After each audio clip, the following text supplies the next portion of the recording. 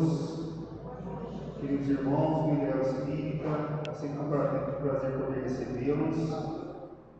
Tenhamos aí uma semana repleta de muita luz e de muito amor. E aproveitamos também para desejar a todos vocês um feliz 2016, muita paz, muito amor e muita alegria na seara do Senhor.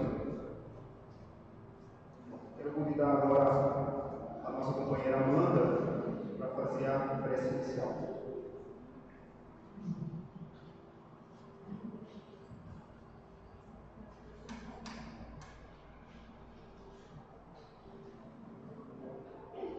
Divino Mestre Jesus, espiritualidade amiga, nossos anjos de guarda, viemos pedir o seu amparo, que possamos acerenar os nossos corações neste clima de paz, de amor, de acolhimento. Que estejamos serenos e abertos para absorver as mensagens do nosso Mestre Jesus, para que podemos trilhar o próximo ano com muita fé, perseverança, amor, coragem e ânimo. Que o nosso Mestre Jesus, a espiritualidade amiga, esteja sempre conosco, nos amparando, nos guiando na noite de hoje e sempre. Que assim seja.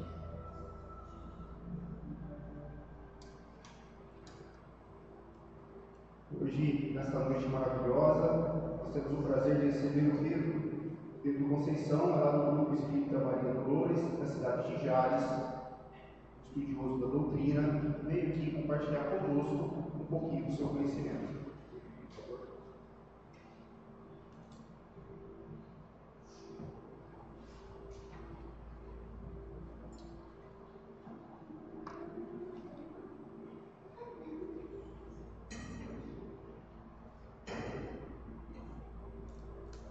Boa noite a todos. Jesus, na sua paz, no seu amor infinito, nos envolva na noite de hoje, diante da sua promessa mesmo, né? Que onde houvessem dois ou mais reunidos em seu nome, Ele ali, no meio daquelas pessoas, portanto, no meio de nós, estaria e está. E que nós possamos, de nossa parte, fazer os esforços íntimos para, de alguma forma, alcançarmos essa sintonia mais delicada, essa sintonia mais fina com o Mestre, com os seus emissários celestes. Porque quando assim conseguimos, a gente sempre volta para casa melhor do que quando a gente aqui chegou. Porque é como se nós estivéssemos sorvindo o alimento espiritual. E por falar em Jesus, por falar no seu Natal, por falar do Ano Novo, que também se refere ao Natal. Na verdade, o ano começa pelo nascimento de Jesus. O calendário foi modificado pelo seu nascimento. Então, se a gente parar para pensar, é Natal duas vezes, porque se separando ali o Ano Novo do Natal. Mas o Ano Novo se refere também ao nascimento de Jesus, porque o ano começa a ser contado a partir do seu nascimento. Apenas colocou-se uma semana separando uma data da outra. Por falar em Jesus, nós trouxemos aqui uma pequena história que está no livro No Roteiro de Jesus. Esse livro é, na verdade, um compilado de vários outros livros do autor espiritual Humberto de Campos. Humberto de Campos, para quem não sabe, foi um acadêmico, um literato, um escritor brasileiro de muito renome. Tanto renome que ele fazia parte da Academia Brasileira de Letras. E ele, enquanto encarnado, teve contato com a doutrina espírita e com os escritos de Chico Xavier. Porque o primeiro livro que Chico lança, Parnaso de Além-Túmulo, dentro dos escritores, dentro da comunidade dos literatos, abala a comunidade de uma forma impressionante. Porque Chico, do Parnaso, ele psicografa mais de 50 poetas. E os poetas, cada um, tem o seu estilo próprio de escrita, de rimas, de métricas, enfim. E eles já tinham visto pessoas tentarem imitar 1, 2, 3, 4 poetas, mas 50, de uma forma tão fiel, fidedigna. Então, ele fica impressionado com aquilo mexe com Humberto de Campos, e ele, que se dizia ateu, que se dizia não crente em Deus ou qualquer tipo de divindade, espiritualidade, começa a duvidar do seu ateísmo e começa a se perguntar se de fato aquilo não fazia sentido. E é por isso que depois de desencarnado ele volta, através da psicografia de Chico Xavier, tem uma curiosidade sobre Humberto de Campos. Todos os livros de Chico Xavier, os seus mais de 412, têm um prefácio de Emmanuel. Emmanuel sempre faz uma nota, uma introdução, menos os livros de Humberto de Campos. Talvez Emmanuel estivesse confiando tanto, naquela pena, que sabia escrever, talvez até melhor do que ele. Ele diz: bom, esse daqui dispensa apresentações. E por que nós fazemos essa introdução falando do autor? Porque muitos espíritas não conhecem. O que Humberto de Campos faz, poucos autores espirituais fazem. Por quê? Porque Humberto de Campos nos traz passagens inéditas de Jesus. Quase tudo que nós conhecemos de Jesus, praticamente, está ali no Novo Testamento, lá na Bíblia, aquela parte mais nova e mais fina. Mas os espíritos, com a doutrina espírita, começaram a fazer um movimento muito interessante e que muitos de nós não percebemos e nem às vezes valorizamos: trazer passagens inéditas de Jesus. Humberto de Campos faz isso, Neio Lúcio é outro espírito que faz isso também, né? Então fica o convite para que as pessoas leiam na fonte, porque aqui nós vamos dar o nosso tom interpretativo para a história, mas é importante que as pessoas conheçam, porque imaginemos só, se essa passagem fosse um pergaminho achado hoje, lá no Oriente Médio, isso seria manchete nos principais jornais do mundo. Mas como nos vê através da humildade de Chico Xavier, como nos vê através dos Espíritos, as pessoas nem conhecem isso, nem sabem. Então a gente faz questão de muitas vezes trazer essas obras que falam de Jesus, trazendo um colorido ainda mais maravilhoso, né, e uma escrita belíssima, para que as pessoas conheçam, para que as pessoas despertem também o interesse e possam fazer as suas leituras particulares. Então, na passagem de hoje, Humberto de Campos deu o título de O Adversário Invisível. E ele diz assim: à frente do Senhor, os alegóricos de Sidon, que era uma cidade, 4 dos discípulos, após longa viagem por diferentes caminhos a serviço do Evangelho de Jesus, ou seja, da Boa Nova, relatavam os sucessos do dia, observados pelo divino amigo em silêncio. Pedro então começou dizendo sobre forte impressão: eu fui surpreendido por quadro constrangedor. Impiedoso capataz batia cruel sobre o dorso nu de 3 mães escravas, cujos filhinhos choravam estarrecidos diante dela. Ele viu essa cena, né, de 3 escravos apanhando chicote, possivelmente, né, na frente dos filhos. E ele continua dizendo: um pensamento imperioso de auxílio banhou minha mente. Quis correr sem detença e, em nome do Evangelho, interceder por aquelas mulheres desamparadas. É claro que eu não entraria em luta contra o agressor, mas eu poderia, com uma súplica, auxiliá-las, ajudá-lo a raciocinar. Porque quantas vezes um simples pedido que nasce do coração sincero aplaca o furor da ira.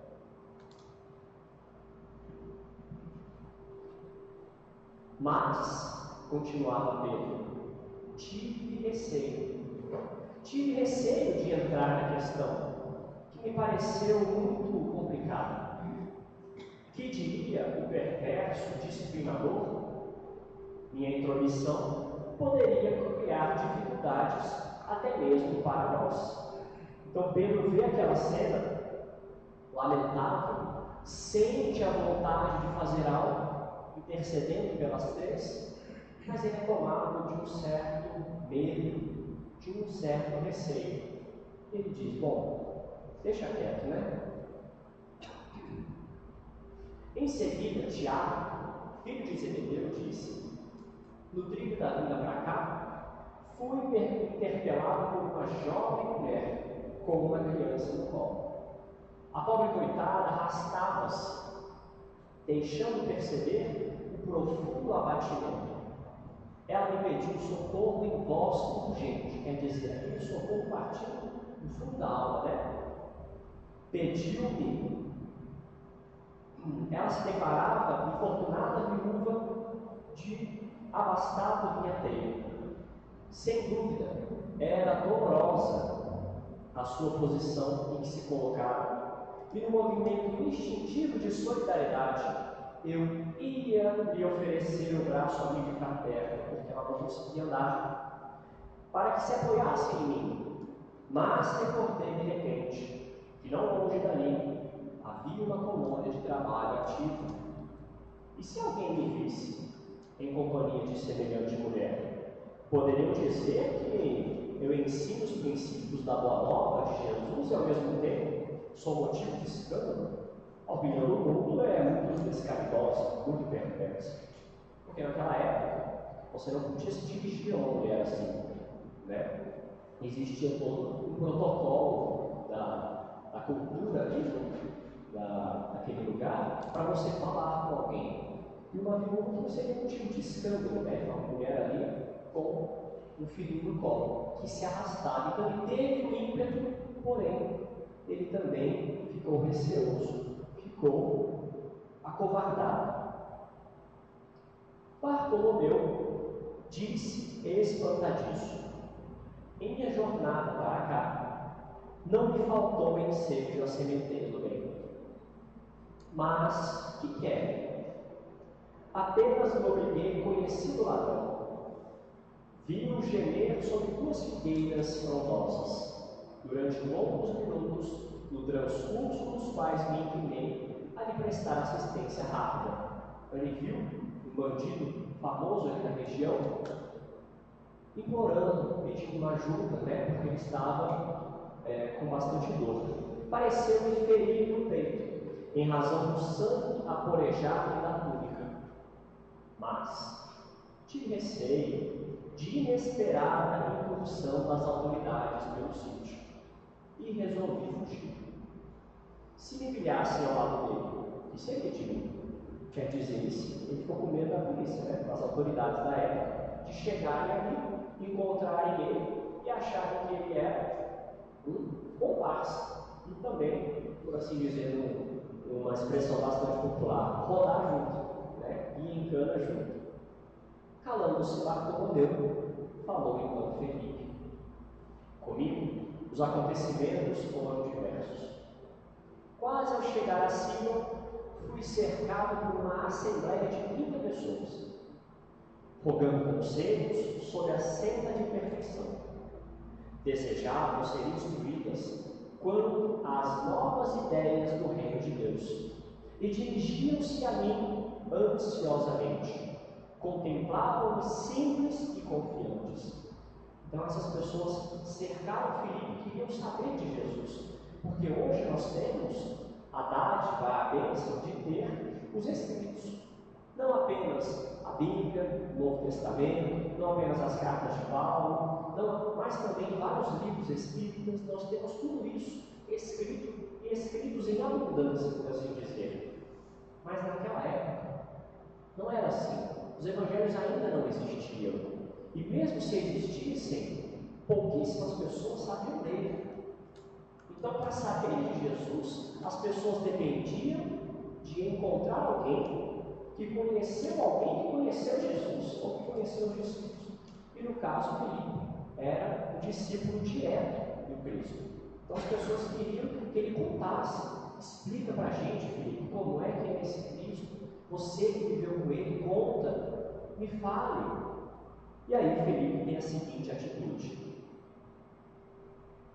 todavia, ponderei as minhas próprias imperfeições e senti escrúpulos, vendo-me roído de tantos pecados e escabrosos defeitos, julguei mais prudente evitar a crítica dos outros.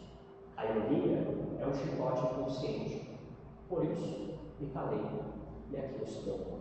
Então Felipe se sentiu pequeno diante da mensagem de Jesus e pensou: quem sou eu para falar do Evangelho, para falar de Jesus? Eu sou cheio de tantos defeitos. Mas se a gente fosse procurar um orador à altura dos ensinamentos do Cristo, não ia ter orador. Nós seríamos os primeiros a não ter isso aqui. Mas a gente fala, não é porque é melhor, porque a gente fala em primeiro lugar para a gente. Uma coisa que Maria Dolores, benfeitora de nossa casa, nos ensinou através dos nossos estudos para palestrantes é o seguinte: escolha um tema que, em primeiro lugar, seja uma necessidade sua. Porque os outros vão te ouvir uma ou duas vezes, mas você vai ter que ouvir você mesmo sempre. Então eu sou obrigado a ouvir todas as minhas palestras e repeti-las. Porque a gente fala do mesmo tema, essas mesmas histórias, porque a mensagem, em primeiro lugar, é para aquele que fala. Nós somos os mais necessitados. Então a justificativa de Felipe não faz sentido. Porque se Jesus esperasse que primeiro a gente atingisse a perfeição, para depois poder falar dele, não ia ter ninguém. Porque é no processo que a gente vai se aprimorando, é do caminhar que a gente faz no próprio caminho. Então Felipe se acovardou também. Jesus continuava em silêncio. Mas Simão Pedro, caminhando-se para ele, perguntou: Mestre, que dizes? Nós desejamos efetivamente praticar o bem, mas como agir dentro das normas de amor que nos traças, se nos achamos em toda a parte do mundo rodeados de inimigos? O amigo celeste de Jesus, porém, considerou breve: Pedro, todos os fracassos do dia constituem a resultante de um único adversário que muitos acalentam. Olha que interessante, um adversário que muitos acalentam. Acalentar é cuidar, acalentar é guardar dentro de nós, é criar. Esse adversário invisível, Pedro, é o medo. Você, Pedro, teve medo da opinião dos outros. Tiago sentiu medo da reprovação alheia. Bartolomeu assinou o medo da perseguição. E Filipe guardou o medo da crítica. Aflito, o pescador de Cafarnaum perguntou: Senhor, mas como nos livraremos de semelhante inimigo? O mestre sorriu compassivo e respondeu, finalizando: quando o tempo, Pedro, e a dor difundirem entre os homens a legítima compreensão da vida e o verdadeiro amor ao próximo, ninguém mais temerá. Em seguida, talvez porque o silêncio pesasse em excesso, afastou-se sozinho na direção do mar. Nós quisemos trazer essa história porque Jesus foi muito claro que no final dos tempos, que são esses tempos que nós estamos passando, não é que o mundo vai acabar, mas o mundo antigo, o mundo de provas e expiações, está aos poucos e todos os dias dando lugar ao mundo de regeneração. Jesus disse que no final dos tempos o amor dos escolhidos, o amor de muitos esfriaria. E se tem uma coisa que nos paralisa a iniciativa, é o medo. O medo é um inimigo terrível. E existem medos de todas as espécies. Todas. E ele se manifesta de maneiras totalmente diferentes às vezes. Às vezes a gente vê uma pessoa com raiva, espumando, e se a gente pudesse olhar no fundo do coração dela, procurar no fundo do sentimento o porquê da raiva, o porquê da fúria, nós encontraríamos o medo. Existem medos de animais. Existem medos, por exemplo, pessoas que têm medo de trovão, pessoas que têm medo mais comuns da morte, medo de ter uma doença mais séria, medo de morrer desamparado, medo talvez até de amar e não ser amado, medo de tentar, medo de viver. Porque muitas vezes o que nos impede de fazer o bem ao semelhante é o medo de sair da nossa zona de conforto. Porque não é fácil fazer o bem. Em um dos livros de André Luiz, se eu não me engano, no segundo livro, Os Mensageiros, aliás, o terceiro, Os Missionários da Luz, ele está numa região do nosso lar, no mundo espiritual, e ele vê uma universidade gigante, maior do que qualquer universidade que ele já havia visto no mundo. E ele pergunta: nossa, mas eu não imaginava que no mundo espiritual pudessem ter universidades, escolas desse tamanho. E o que eles estudam? Seria matemática, astronomia? Não. Claro que existem lugares onde também se estuda isso, mas naquela universidade gigantesca, eles estudavam a si mesmos. Eles estudavam sobre o bem, sobre a moral, sobre a ética. Porque dizia o benfeitor no livro: você acha, André, que os gestos de amor, eles são espontâneos apenas? Para conseguir fazer com que a encarnação tenha uma chance maior de ser proveitosa, é preciso estudar, é preciso se estudar para poder agir. E olha que interessante que no final da resposta Jesus disse isso. Quando o tempo e a dor difundirem entre os homens a legítima compreensão da vida e o verdadeiro amor ao próximo, ninguém mais temerá. Compreensão da vida requer entendimento, porque faz muita diferença conhecer o conhecimento espírita e não conhecer. Talvez agora a gente não ache isso tão importante. Talvez agora a gente ache, reencarnação, tem de causa efeito, mas quando a gente morrer, quando a gente deixar o corpo, nós vamos ver a força desses conhecimentos. Há um tempo atrás, nós tivemos a comunicação de um trabalhador que trabalhou lá na nossa casa, o Senhor. Ele era diretor de escola, e ele era muito dedicado ao seu trabalho profissional, e mais para o final da vida também bastante dedicado ali na nossa casa espírita. E é uma pessoa generosíssima, e ele diz assim, que quando ele estava no corpo, ele achava que a coisa mais importante que ele fazia era ser diretor de escola. Não que isso não tenha importância, claro que tem. E do lado de lá ele descobriu que aqueles poucos anos que ele passou trabalhando na casa espírita foram muito mais relevantes para ele do que todas as décadas sendo professor de diretor. Porque o conhecimento da vida é o que essa doutrina nos proporciona. Quem aqui já perdeu um parente próximo sabe o tanto que é consolador você sentir, apesar da saudade, apesar da perda, você sentir a certeza que é apenas um até logo.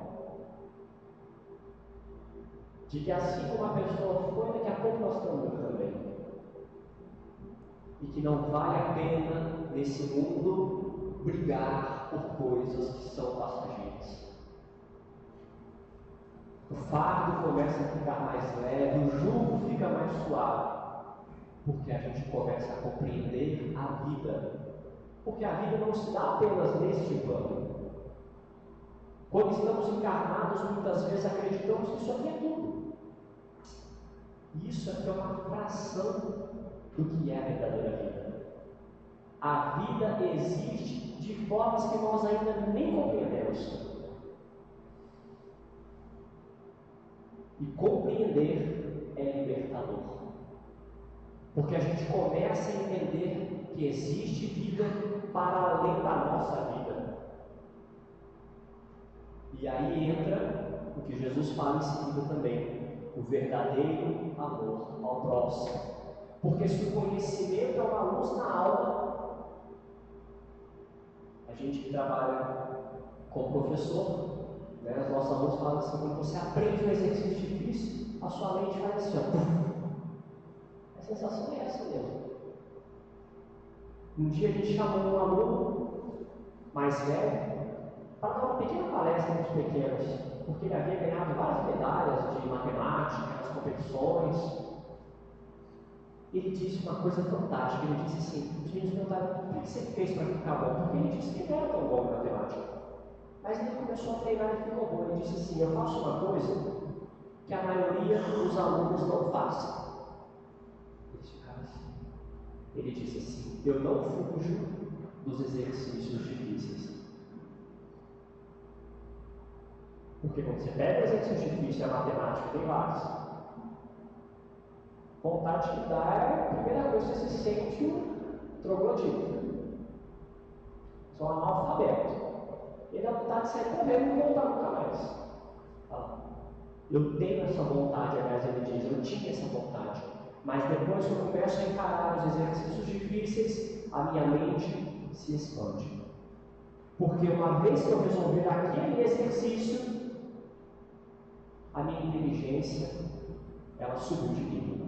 De fato é assim que acontece. Por isso os desafios da vida não são para que a gente fuja deles, mas para que a gente aprenda com eles. Para que a gente tire as lições que eles têm para nos oferecer e a gente possa expandir a compreensão da vida. Outro dia, visitávamos um rapaz. Na nossa casa nós temos esse trabalho, aos sábados, chamados samaritanos. A gente visita pessoas acamadas, pessoas que não conseguem vir até o centro de estudo assistir uma palestra. Não conseguem vir tomar um passe, porque estão, de fato, impossibilitadas, ou a locomoção é muito difícil, não tem, às vezes, um carro, um veículo. E esse rapaz, ele tem uma história de vida muito interessante. Porque ele tinha, como se diz no popular, uma vida louca. Sabe, droga, tinha dinheiro, festa, sabe assim? E aí, um dia ele teve, muito jovem, ele teve o AVC. E isso imobilizou uma parte das suas pernas, de forma que ele tem que ficar na cadeira de rodas. Quando a gente visita ele, sabe o que ele disse? Ele disse, graças a Deus que Deus fez isso comigo. Ele disse assim pra gente, nesse último sábado que nós fomos lá, a minha vida não servia para nada. Eu era um inútil do ponto de vista espiritual, eu não tinha aprendido nada. E quando Deus me pôs nessa cadeira, eu entendi. Ele disse assim, porque quando as coisas ruins acontecem conosco, a gente pergunta, por que, Senhor? E ele dizia, essa é a pergunta errada. A pergunta certa é, para que, Senhor? Ou seja, qual é a lição que o Senhor quer que eu aprenda com essa dificuldade? Ele dizia assim: ele me tirou uma coisa, que foi a mobilidade. Mas só que ele me deu 30, 40, ele me deu muito mais. Porque agora eu sei que são meus amigos de verdade. Agora eu ganho um salário mínimo da ajuda lá que ele recebe. E com esse salário mínimo eu uso para mim e eu consigo ajudar os outros. Sendo que no passado eu tinha muito mais dinheiro e não ajudava ninguém.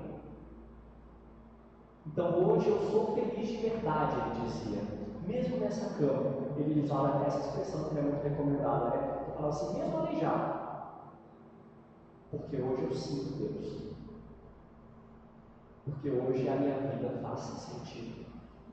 E tendo uma dificuldade, comecei a sensibilizar o meu coração para as outras dificuldades. Quantas vezes isso acontece com a gente? Às vezes uma pessoa conta para a gente uma dor que ela está passando, a gente fala, mas é bobagem, imagina. Até a gente passar pela mesma dificuldade.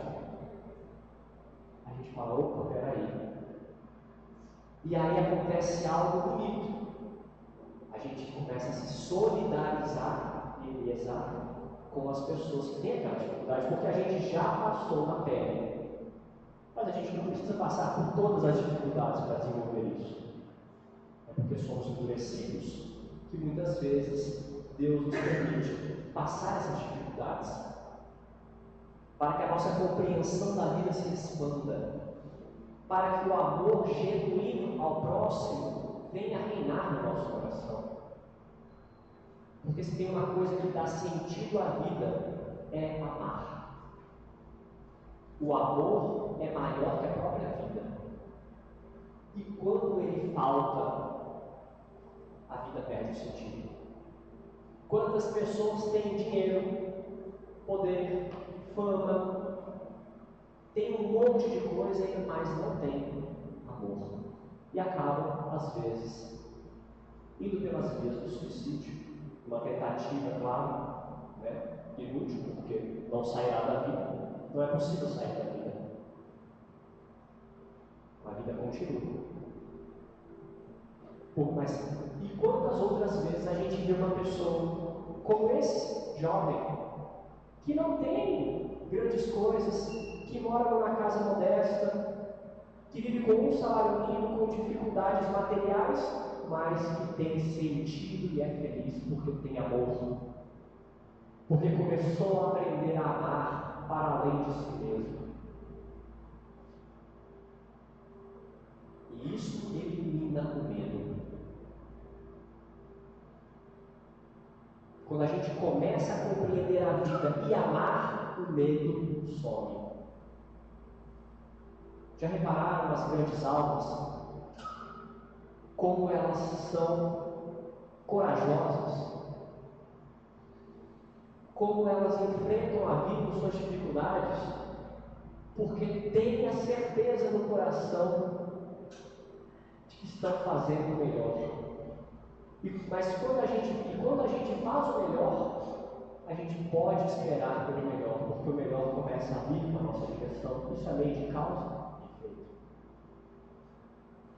Mas quando a gente anda mais ou menos, a nossa vida também vai ser mais ou menos. Então, o que nos impede de fazer o bem como os discípulos? O que nos impede de estender as mãos? Por que tanto medo? Por que tanta paralisação do sentimento?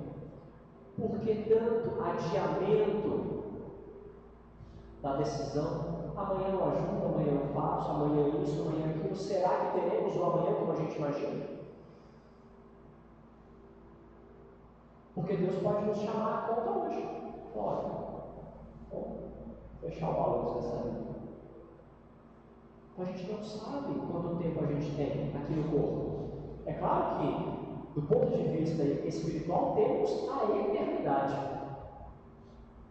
E é claro que Deus vai nos dar quantas chances forem precisas, mas a chance perdida, essa não volta. Essa não volta. E quando o Espírito começa a entender isso, que dentro da lei divina existem algumas coisas que Deus não permite. Por exemplo, voltar no tempo não é possível. Os Espíritos dizem, pelo menos até onde eles nos dizem, que é possível você voltar e ver as imagens do tempo. Como, por exemplo, Humberto de Campos deve ter visto essa cena, que está gravada no éter. Voltou no tempo e viu, mas não é possível interferir, mudar o que já foi. Outra coisa que dissemos agora há pouco, não é possível sair da vida.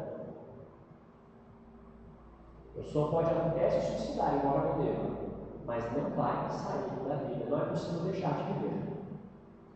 Porque a vida vai continuar para a decepção e o suicídio. Em outro plano. Então, quando a gente começa a entender isso, a gente começa a entender o que nos cabe fazer. Nos cabe arregaçar as mangas e usar o tempo que temos na direção da compreensão da vida e do amor ao próximo. Então, que nós possamos estudar essa doutrina, porque ela nos fará compreender a vida como ela é, e que nós possamos, acima de tudo, amar o semelhante como Jesus nos ensinou, porque o amor trará coisas ainda desconhecidas e não tem como explicar. Não tem como explicar. Alguém pode dizer, amar é bom. Mas às vezes o bom para o outro que está ouvindo é uma coisa diferente do que o outro está dizendo.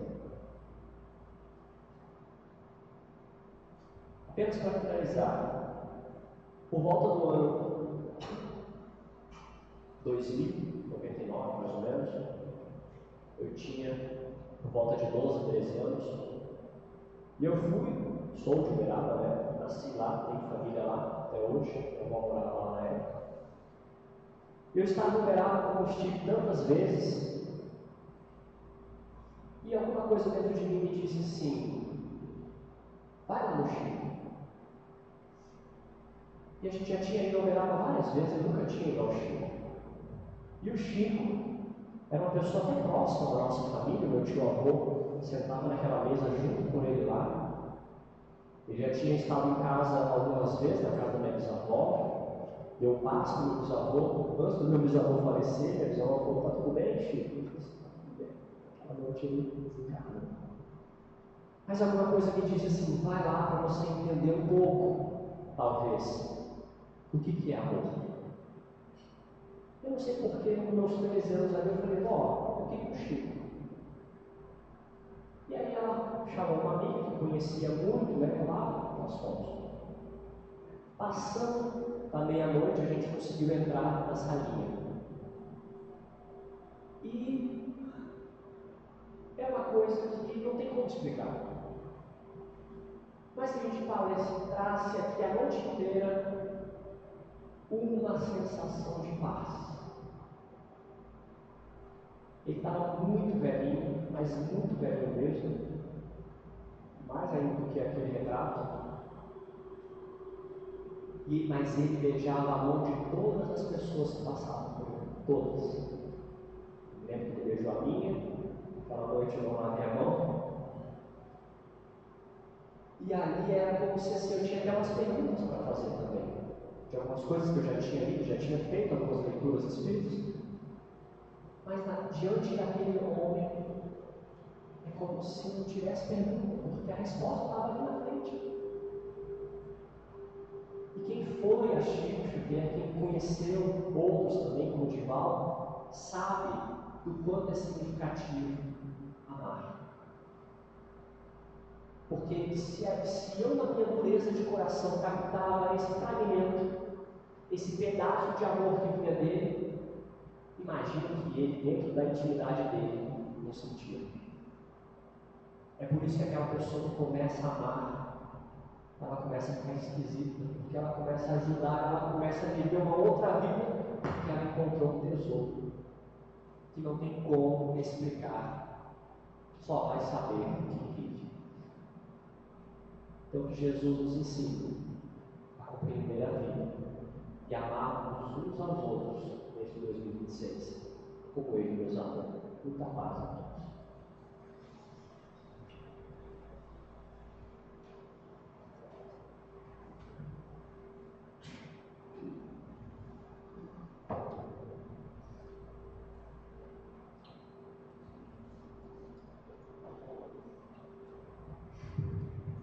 Gostaria de convidar agora nossos companheiros passistas que ocupem seus lugares, espalhando-se pelo salão, enquanto todos nós nos concentramos e levamos nossos pensamentos para sermos guiados pelo Pedro nessa oração final.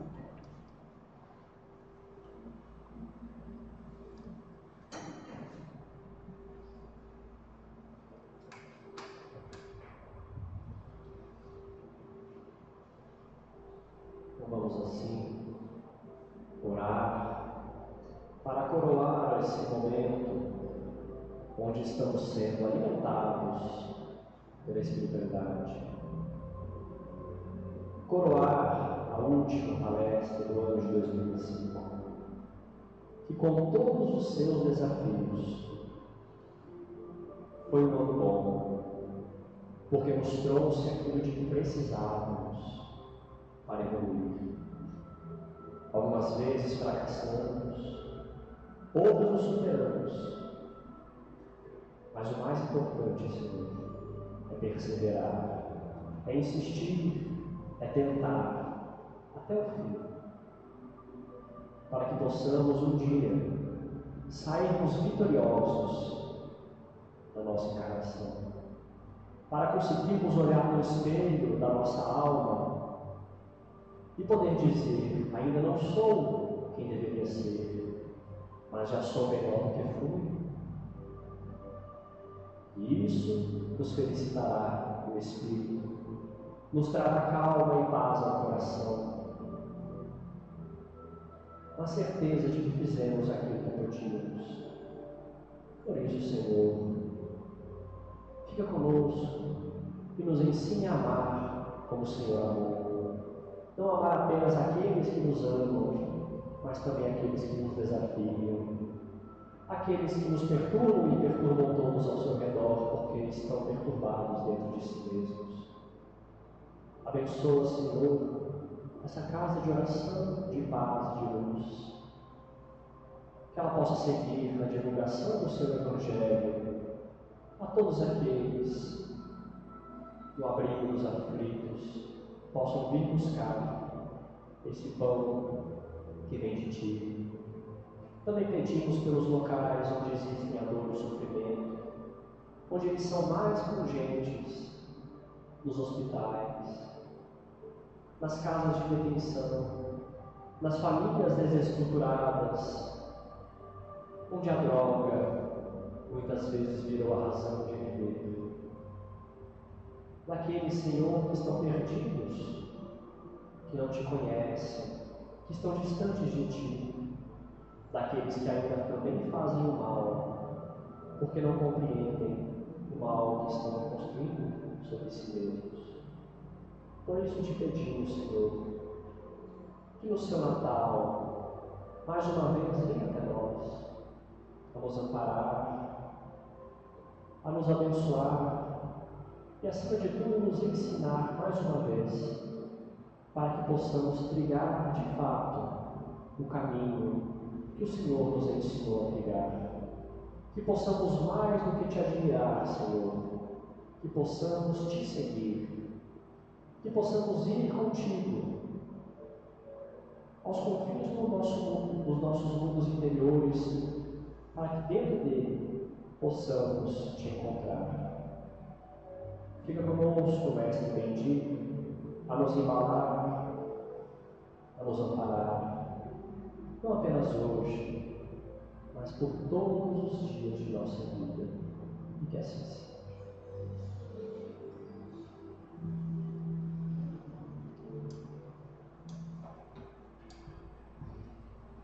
Gostaria de agradecer ao Pedro pela presença e agradecer também a todos vocês que estiveram nessa casa ao longo de 2025, a todos aqueles que puderam trabalhar, ajudar internamente, colaborar com as nossas campanhas. Então, gratidão em nome de todos aqui. E, diante dessas palavras, desses ensinamentos que o Pedro nos trouxe, que nós possamos mentalizar no novo ano, renovando nossa fé, nossa motivação, onde nós fizermos aquele balanço final, lá no dia 31, que nós possamos enxergar os nossos erros, os nossos vícios, e ver no Mestre Jesus o nosso guia para que tenhamos um 2026 muito melhor e que nós sejamos também melhores. Agora convido a todos a tomar nossa água frutificada, vão todos em paz e um feliz ano novo.